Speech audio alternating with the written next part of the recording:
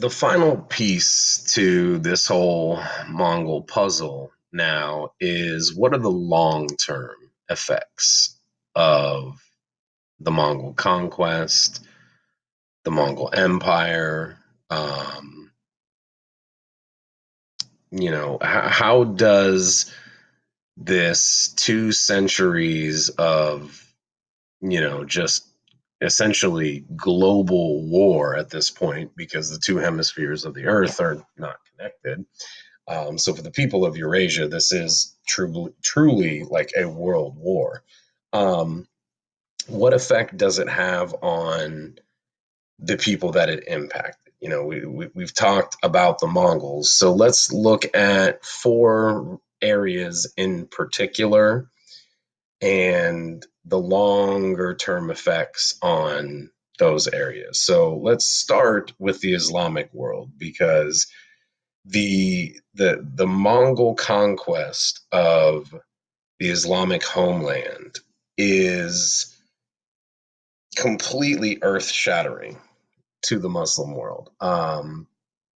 Politically, it shatters the caliphate. The Abbasid Caliphate is crushed by the Mongols. The Caliph himself, Allah's representative on earth, is put to death by the Mongols. Um, and this really shakes Islamic thinking like to its core. I mean, if you look at the history of Islam from its beginning up until this point, it had been relatively unimpeded success.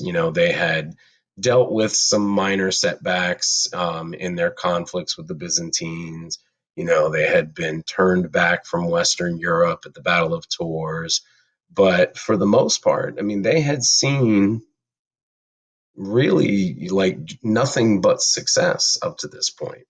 And it contributed to this kind of worldview that Islam was the one true religion and Muhammad was the final prophet. And I'm not saying in any way that, that this changed, Muslim belief. But it did fundamentally, shift their focus. All throughout the Muslim world at this point, you see kind of a retreat from the secular world. You see a retreat from art and literature and science and mathematics and medicine, all of these things that had made the Islamic world basically the centerpiece culturally of the post-classical era are, they become kind of taboo. People see the Mongols and the Black Death as, divine punishment for their worldly ways. And it creates a more conservative mindset in most of the power centers of the Muslim world. Also, politically and ethnically, the destruction of the Abbasid Caliphate basically breaks the Arab control over Islam.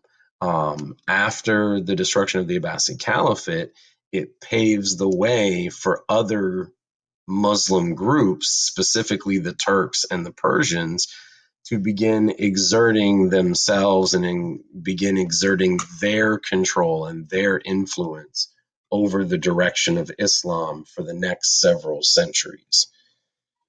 Now, in Europe, there is much less of well, I don't want to say much less, but there's much less direct impact from the Mongols because, for the most part, with the exception of some areas of Eastern Europe, Europe is spared all of the bloodshed and the conquest and the domination of Mongol rule. However, they do gain a lot of the side benefits of Mongol rule. Um, The Mongols, as well as the Crusades, helped reintroduce Europe back into the rest of the world after, roughly a millennia of isolation after the fall of Rome.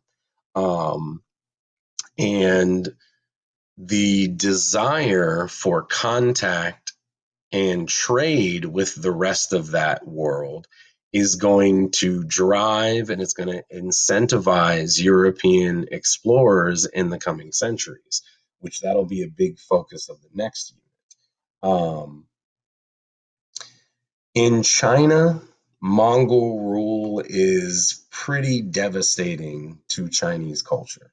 Um, the Chinese maintain their idea of the Middle Kingdom and the Eternal Empire, but being so thoroughly dominated by and being so thoroughly conquered and ruled by what essentially they view again as barbarians creates a much more insular and isolated China going forward. When the Mongols are eventually overthrown in China, which doesn't happen until 1381, the dynasty that replaces them, which is going to be the Ming dynasty, is a very isolated Chinese dynasty.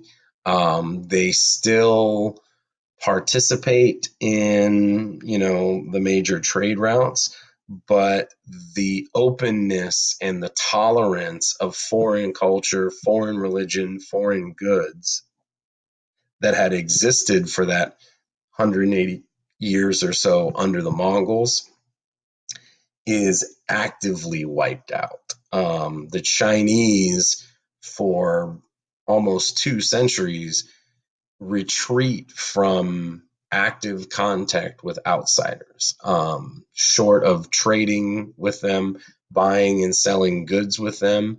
Foreign influence is actively scrubbed out of China.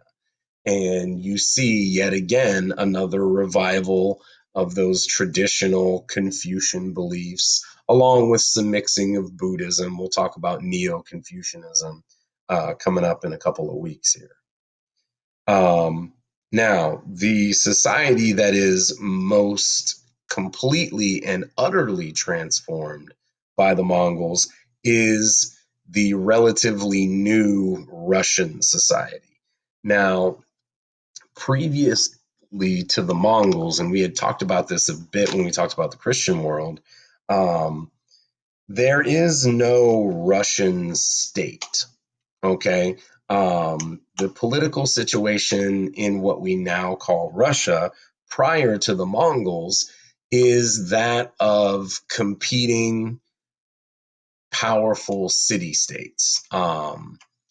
The biggest and the wealthiest and the most powerful among them being the city of Kiev. Now, when the Mongols come into contact with these Russian city states and these Russian principalities and kingdoms, Kiev is one of the city states that resists the Mongols. And unfortunately for them, just as pretty much all of the cities that resist the Mongols, Kiev is laid to waste by the Mongols. The city is completely sacked. The population is either massacred or scattered or sold into slavery for the most part. And what happens is that the Mongols create kind of a tribute state in what we now call Russia. And essentially, these Russian cities now no longer compete against one another for power, but they compete against one another for influence and favor among the Mongols. And what this does is, with the destruction of Kiev, it allows the rise and the surge in power of a new city state, which is Moscow. And Moscow, over the next several centuries, is going to gradually use their position and their influence with the Mongols to build their power, to bring other city states under their control until eventually, in the middle of the 15th century, they reach a point where they can finally stand up to and defeat the Mongols in battle, which then clears the way for the development of the Russian Empire, which is going to be coming um, 2 units down the road when we talk about the gunpowder empires. But what's important to know here is that without the influence of that Mongol conquest, there's a very strong possibility that you do not see a unified political state in Russia, which is, strange to think about because, the, what we see as Russia or the Russian Empire of the past, going forward in this class is going to be one of the most influential political entities in the world for a very, very long time. And there's a very real possibility that without their experience at the hands of the Mongols, that there would have been no catalyst for that unity, for that resistance to Mongol control that the state of Moscow takes advantage of in order to unite the Russian city states against this common enemy, which then eventually is going to develop into what we now know as the state of Russia. So again, the big thing to take away from all of this unit, as much as I want as much as I want you to read up on it and think it's as cool as I think it is, the Mongol tactics, aren't going to be tested. You're not going to need to know it. You're not going to need to know that, Khan, killed his brother at the age of 8 over a fish or any of that kind of crazy stuff. But what you will really need to know is what were these major transformative effects that this period of Mongol dominance brings on the other societies that they come in contact to.